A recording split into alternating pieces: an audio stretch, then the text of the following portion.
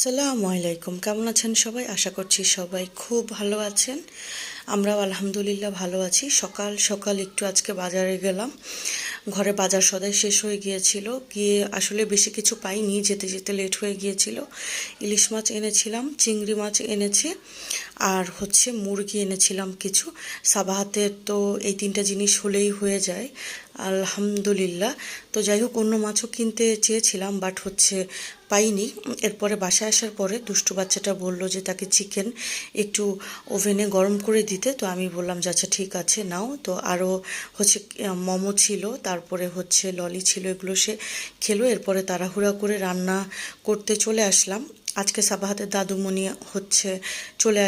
যাবে, চাচু আর চাচি তারাও চলে যাবে, তাই সাবাহাতের মনটা ভালো না। তো আমি একটু খিচুড়ি রান্না করে নিচ্ছিলাম, আর সাথে চিকেন রান্না করে নিচ্ছিলাম। মুরগি আলু দিয়ে করলাম একটু ঝোল করে। আর সাবাহাতের দাদুমণি মুরগি খায় না, তাই ওনার জন্য একটু গরু মাংস পাশে ভুনা করে নিচ্ছিলাম আলু দিয়ে। উনি আবার আলু দিয়ে গরু মাংস খেতে খুব পছন্দ করে।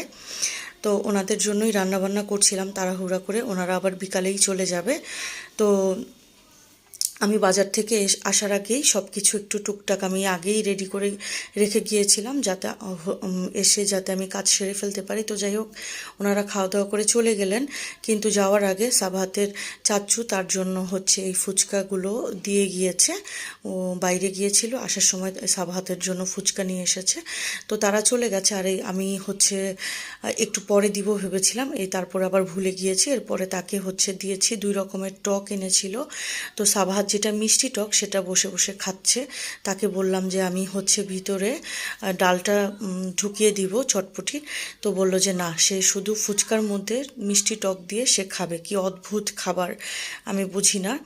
তো সে মনে হয় ইন্ডিয়ান পানিপুরি, যেমন কলকাতার অনেক ভাইয়া আপুরা আছেন, তারা জানাবেন যে তারা কি এরকম শুধু ফুচকার মধ্যে টকটা দিয়ে খান কি না।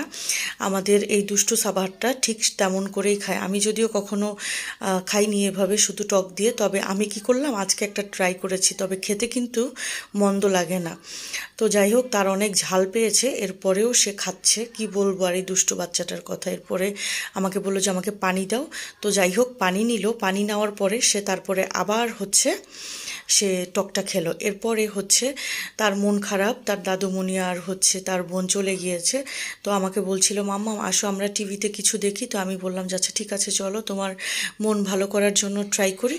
তো তার সাথে একটা কোরিয়ান সিরিয়াল দেখতে বসে গেলাম। এরপরে একটু দেখে আমরা খেতে আসলাম, রাত হয়ে গিয়েছে। এরপরে তাকে চাইনিজ খেতে দিলাম, চাইনিজ ফুড ছিল তার ফেভারিট। আর আমি কি নিয়ে বসেছি সেটাই দেখাচ্ছি।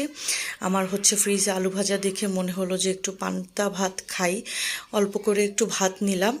যদিও চিন্তা করেছিলাম রাতে রুটি খাবো, কিন্তু যাই হোক, ইলিশ মাছ ভাজা আর আলু ভাজি দেখে আমি কোনোভাবেই লোভ সামলাতে পারলাম না, প্লেট নিয়ে বসে গেলাম। তো আজকের ভিডিও কেমন লাগলো জানাবেন। আজকের ভিডিও এই পর্যন্ত।